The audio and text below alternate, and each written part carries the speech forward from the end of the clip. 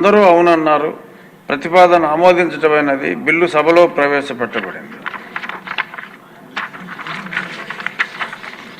వ్యవసాయ, పశుసంవర్ధక, పాడి పరిశ్రమాభివృద్ధి మరియు మత్స్యశాఖ మంత్రి గారు ఆంధ్రప్రదేశ్ రాష్ట్ర చేపల పెంపకపు అభివృద్ధి ప్రాధికార సంస్థ సవరణ బిల్లు 25ను పరిగణలోనికి తీసుకునేందుకు అనుమతి కోరతారు.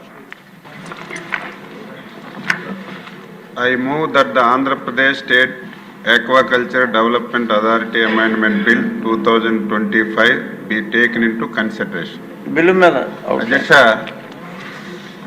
మన రాష్ట్రంలో అత్యంత ప్రాధాన్యమైనటువంటి రంగం ఫిషరీస్ అండ్ ఆక్వా. అధ్యక్ష, ఈ రాష్ట్రంలో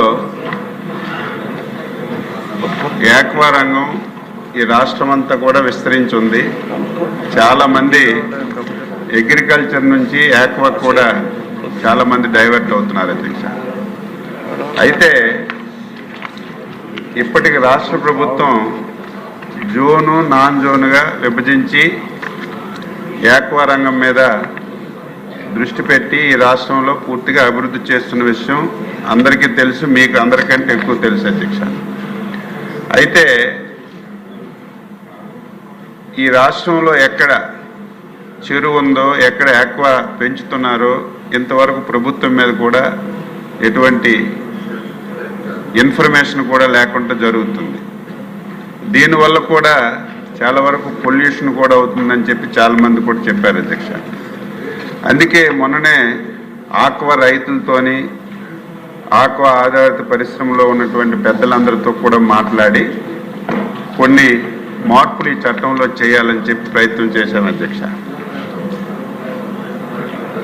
ఈరోజు నేను గర్వపడుతున్నాను. 14 మాసాలు అయింది. అధ్యక్ష, ఈ 14 మాసాల్లో మా డిపార్ట్మెంటు ప్రత్యేకమైనటువంటి దృష్టి పెట్టి ఎక్కడెక్కడ చెరువులు ఉన్నాయనేది జియో ట్యాగింగ్ చేసి మొత్తం ఇన్ఫర్మేషన్ అంతా కూడా గ్యాదర్ చేశాం. అధ్యక్ష, అయితే ఈరోజు ప్రభుత్వం నుంచి సహాయం అందించాలంటే తప్పనిసరిగా రిజిస్ట్రేషన్ అవ్వాల్సినటువంటి అవసరం ఉంది. అధ్యక్ష, ఈ రోజు వరకు ఏ ఒక్కరు కూడా రిజిస్ట్రేషన్ కావటం లేదు.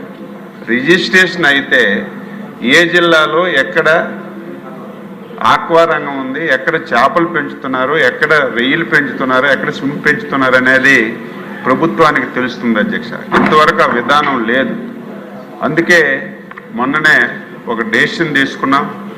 ఈరోజు ప్రభుత్వం కూడా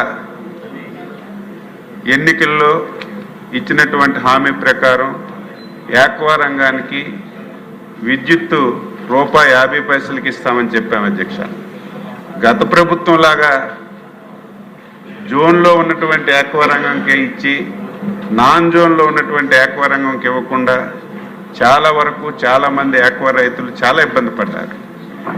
ఈసారి ముఖ్యమంత్రి గారు జోన్ కానీ నాన్ జోన్ కానీ విధానం ఎక్కడ కూడా పెట్టకుండా ప్రతి ఒక్కరికి ఈ సబ్సిడీ విద్యుత్ ₹50 ఇవ్వాలని చెప్పి నిర్ణయం చేశారు. అధ్యక్ష, అయితే దీని మీద ఒక బాధ్యత ఉండాలనే ఉద్దేశంతో తప్పనిసరిగా ఎవరైనా సరే రొయ్యల చెరువులు తవ్వినా, స్వింపు చెరువులు తవ్వినా, చేపల చెరువులు తవ్వినా తప్పనిసరిగా రిజిస్ట్రేషన్ చేసుకోమని చెప్పి ఈ యాక్ట్లో ఒక నిబంధన పెట్టాం. అధ్యక్ష, అయితే ఎంతవరకు నిబంధన ఉన్నప్పటికీ కూడా చాలా కష్టమైనటువంటి నిబంధన వల్ల చాలామంది రిజిస్ట్రేషన్ చేసుకోలేకపోతున్నారు.